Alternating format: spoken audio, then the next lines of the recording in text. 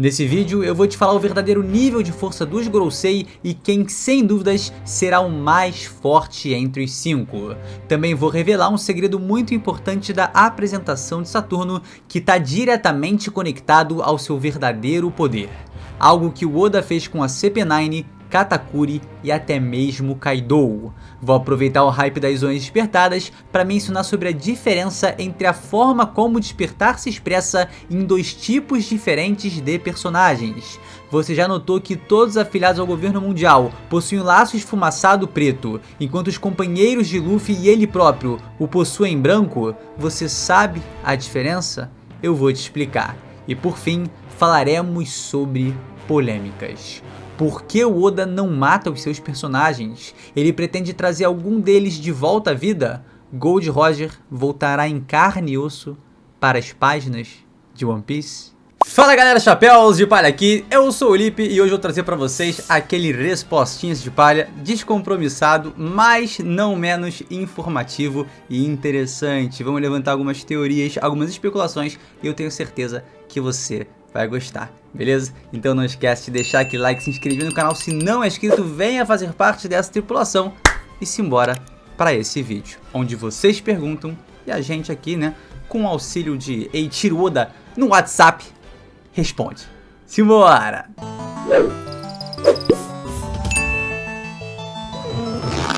X Ryan _ Souza X perguntou: por que a aura do Luffy é branca e todas as outras zonas despertadas, incluindo a mística do Saturno, são pretas?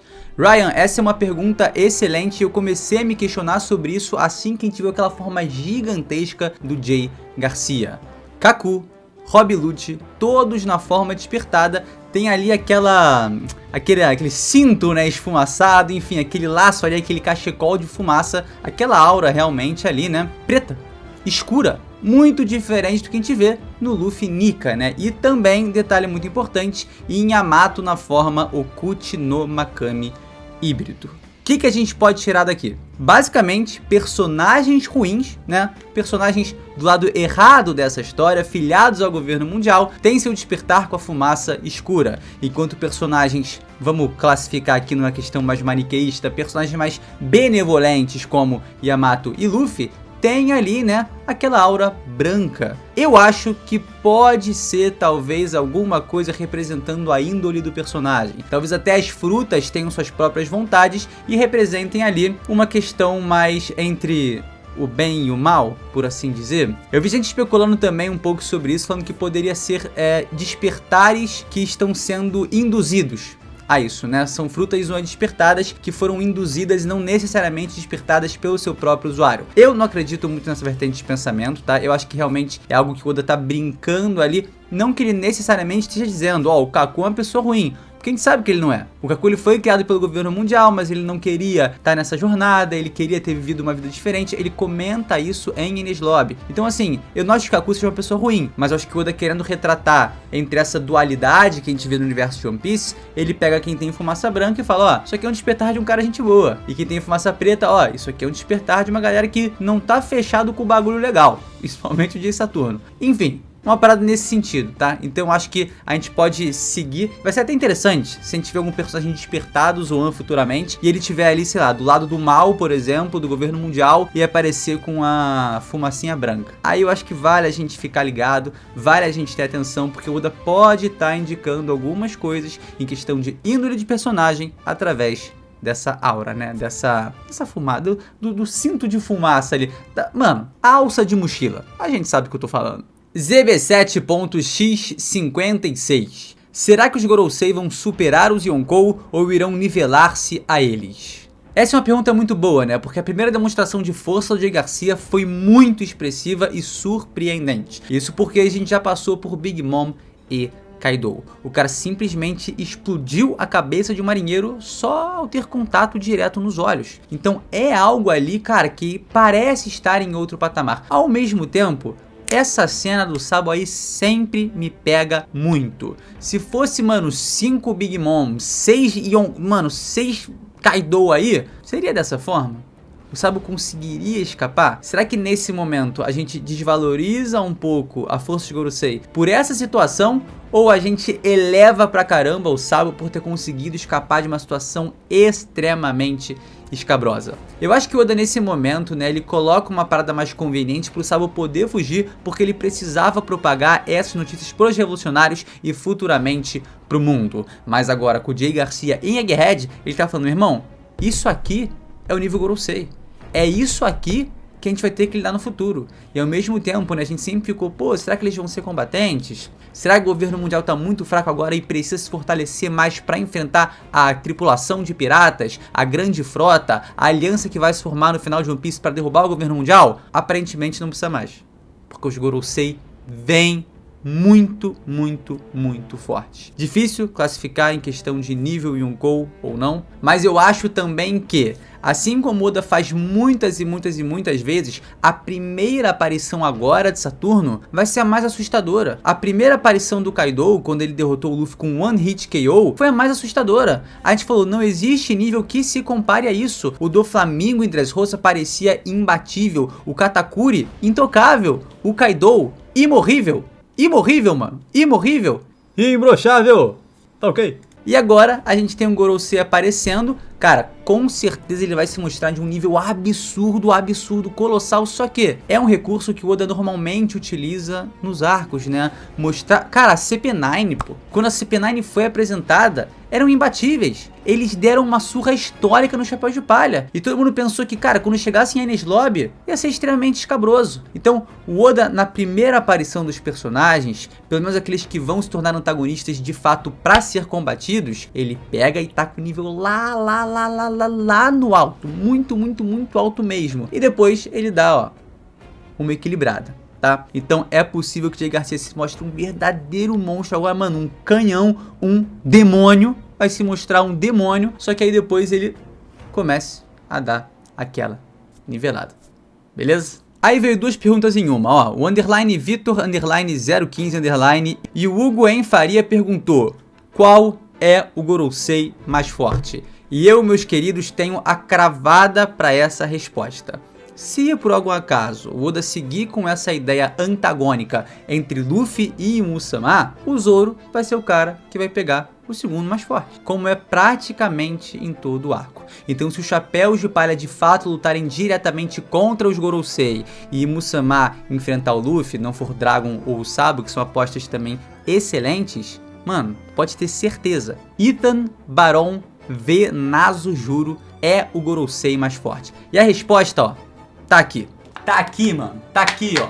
Sandai Kitetsu. O cara tem a Shodai Kitetsu, a primeira das Kitetsu, irmã mais velha dessa baluda aqui, mano. Então, assim, ele vai enfrentar o Zoro. E se ele vai enfrentar o Zoro, ele é o segundo mais forte. Essa é a gabaritada, esse é o resumo e essa é a mais pura verdade. Não tem como. Vê Nazo Juro, o cara que tem ali a roupinha do samurai, o cara que carrega a espada, vai ser o Gorosei mais forte. Estamos todos de acordo com isso? Pra mim, essa é uma lógica muito condizente com tudo que o Oda já apresentou no mangá e vai continuar apresentando. Show? Vê Nazo Juro mais forte, apenas atrás de Musama. Aí o Chopper vai derrotar o Venazo Juro. Valeu, Oda. Obrigado. Kiki Underline Martins. A linha de sucessão dos Gorosei pode ser dada de acordo com os Cavaleiros de Deus? Eu cheguei a comentar sobre isso no meu review, né, em que a gente vê as silhuetas ali dos Cavaleiros Sagrados, e eu acho que faz muito sentido, né? Poderia ser algo dessa forma, mas pode ser também que eles sejam só pessoas que vão ficar niveladas ali acima dos Tenryubitos, ou pelo menos capazes de julgar os Tenryubitos, mas não necessariamente vão subir os Gorosei, porque vamos lá, parece que desde sempre os Gorosei são os mesmos. A gente vai pro flashback de Ohara e os caras não mudam em mais de 20 anos. Não mudam absolutamente nada. Então é provável que todos eles tenham a cirurgia Penene, todos eles sejam supostamente imortais. Mas no caso de algum deles morrer em questão física, tipo Saturno, sei lá, tomar uma porrada do Luffy, mano, ser jogado na água, afogar e morrer, eles têm que encontrar algum substituto. Pra mim isso faz muito sentido. E tem que ser alguém extremamente forte. Logo, colocar um cavaleiro sagrado, mano, o Garling, é totalmente condizente. É uma parada que, a meu ver, faz sentido. Agora, os ideais dele, a maneira que ele enxerga o mundo, condizem, tão alinhadas com o governo mundial, tão alinhadas com o que Must-Sama deseja? Esse é um ponto que a gente tem que, mano, ver mais à frente, esperar mais informações sobre tudo isso para poder tirar uma conclusão. Mas não deixa de ser uma opção muito interessante pro Oda seguir. Por isso que, se não me engano, o título do meu vídeo é o 6º Gorosei ou o próximo Gorosei, se referindo ao Garlin, né? Bem quando ele é apresentado.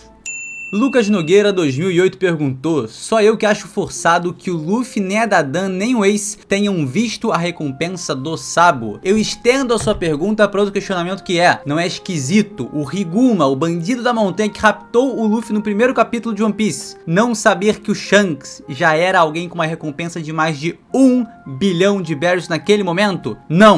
Não é estranho, porque os Blues são zonas isoladas do mundo. O que acontece na Grand Line normalmente fica ali pela Grand Line. O que acontece no Novo Mundo, então a gente tem essa exclusão de informação. É óbvio, algo colossal como a Guerra dos Melhores se propaga para todos os cantos do mundo. Mas, por exemplo, a galera via no East Blue uma recompensa de 15 milhões, de 5 milhões e se assustava. Falava: meu irmão, olha esse bug, o pirata lendário. 15 milhões de berries, ele é um verdadeiro monstro. Óbvio, para aqueles mares fazia sentido essa recompensa representar de fato uma ameaça, mas não chegava tanta coisa externa, não chegava a recompensa do Shanks, não chegava a recompensa do Sabo. Existiam esses nomes, mas a informação ficava meio reclusa nos mares. Então esse, pelo menos, né, é o pano que eu consigo passar aí em relação às informações não chegarem no East Blue, tá? A gente sabe que, por exemplo, a Nami, ela nem sabia que existia um log post. A Nami, uma das melhores navegadoras desse mundo, não sabia que existia um log post para navegar na Grand Line. Então, assim, as informações que chegavam no East Blue são completamente diferentes da Paradise, que é a primeira metade da Grand Line, e do Novo Mundo, que é a segunda metade. Então, são basicamente mundos diferentes, e a gente vê que a informação vem picotada. E obviamente o Oda também faz isso pra gente poder, né, caminhar com a narrativa de uma forma mais tranquila, mais leve, sem o Oda virar e falar: ah não, mano, olha só, o Higuma necessariamente precisava conhecer o Shanks porque ele era um baita pirata em ascensão com potencial pra se tornar um Yonkou. Não é assim. No East Blue não funciona dessa maneira. No North Blue, provavelmente também não. No West Blue, provavelmente também não. E no South Blue, da mesma forma, tá? Eu não acho que seja estranho, né? A própria Nami também, usando ela de exemplo mais uma vez, não sabia nem da Reverse Mountain, que era uma cachoeira que subia, né, ao invés de descer. Então, cara, as informações pros mares, pros Blues de One Piece, fora ali toda a Grand Line,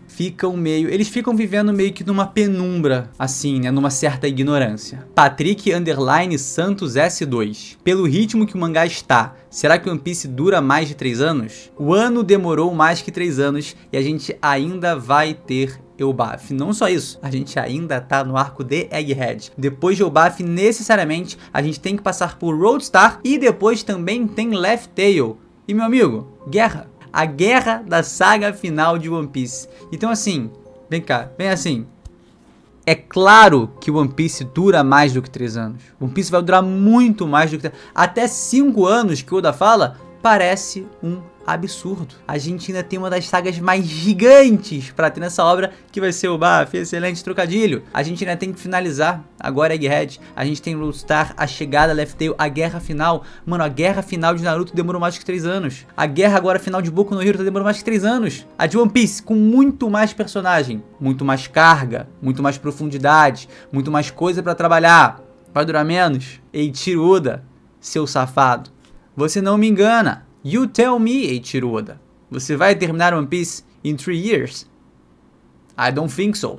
Luiz N7619 falou o seguinte: Gold Roger pode voltar a aparecer em forma de alma. Luiz, meu queridaço, é o seguinte, eu vou ler agora, tá, 2 passagens de entrevistas do Oda pra gente entender um pouquinho melhor como ele enxerga essa questão de reviver personagens dentro de sua obra e também fora dela, tá? Então vamos pra primeira, que a gente vai falar sobre a questão de fato de reviver, e pra segunda sobre a questão tão polêmica, né, que ele teve que responder sobre não matar personagens em One Piece. Se liga. O entrevistador perguntou pro Oda por que ele não cria um mangá como outros mangakás em que o morto pode ser revivido. E a resposta do gênio, do homem, Eiichiro Oda, é cravante. Reviver humanos não é uma coisa muito natural, certo? Ele ri. Se um mangaka pretende reviver um morto, ele não deveria matar o personagem em primeira instância. Os meus personagens não morrem, mesmo se eles são jogados em uma situação totalmente desesperadora. E acima disso tudo, tá? Eu odeio que revivam personagens desde que eu sou uma criancinha. Isso me fez duvidar de vários mangakas pensando que a razão por ele ter revivido esse personagem é provavelmente porque esse personagem era popular. Basicamente o Oda dizendo aí que não, Barba Branca não volta, não, esse não volta, não, ninguém volta. Eu não vou fazer o que eu já duvidava que era interessante quando criança. E eu vou fazer o que eu acho que um mangaka deveria fazer. 10 anos se passaram desde que eu comecei a escrever e publicar One Piece. Mas o meu critério não mudou. E eu devo satisfazer a minha versão de 15 anos de idade. Essa é uma entrevista de 2007, tá? A gente já tá encaminhando para essa entrevista aí ter 20 aninhos. Só que assim, esse critério não mudou em 10 anos. Será que agora em mais 20 tá mudando? Eu particularmente acredito que não.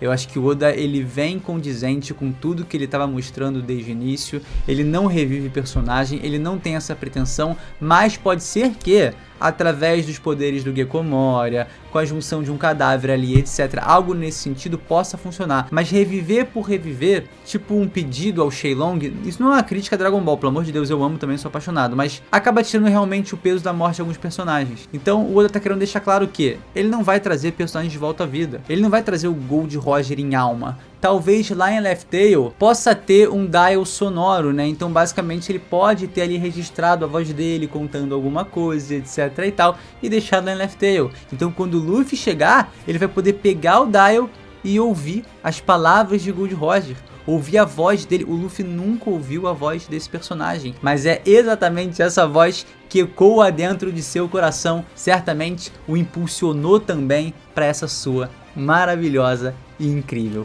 jornada. Então não seria mágico lá no final, lá em Laugh Tale, a gente tem um dial ali do Roger, uma mensagem que ele deixou pro futuro rei dos piratas, para aquele homem que chegaria no momento certo? Irmão, arrepiei de pensar nessa possibilidade. É incrível ouvir a voz do Roger, sabe? Então, se é pro Roger voltar pra história de alguma forma, que seja assim, com atitudes que ele fez no passado que reflitam nos dias de hoje, pô. Soa muito mais interessante do que a alma de Gold Roger voltou, ou olha só, o Gold Roger ali, a consciência dele, tá falando agora contigo. Não funciona muito bem, né? Ou pelo menos nem questão de não funcionar muito bem, né? É questão de que não é verossímil com as coisas que o Oda plantou na obra durante esses quase 30 anos. E agora, né, sobre a polêmica de não matar personagens. Se liga no que o Oda falou em 2018. A razão pela qual eu não quero desenhar cenas que pessoas morrem é porque eu quero desenhar uma festa depois das grandes batalhas. Se alguém morre, você não consegue aproveitar de fato uma festa. A festa é a minha forma ideal de representar a amizade. Eu quero terminar One Piece com uma grande festa. Esse é um comentário muito mais recente, né? Tem 11 anos desde aquela outra publicação em uma entrevista e parece conduzir também perfeitamente com tudo que ele vem plantando no decorrer da obra, tá? Ele gosta de festa, por isso ele não mata personagem, mas em um ano Ashura Doji morreu,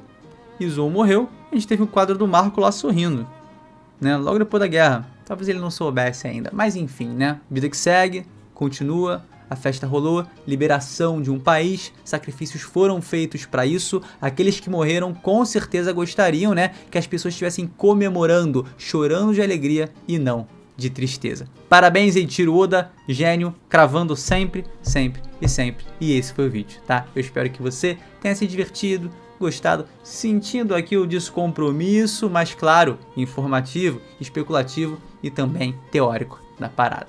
Deixa o like, se inscreve no canal e a gente se vê sem sombra de dúvidas, meus queridos, num próximo vídeo. É isso, galera. Valeu!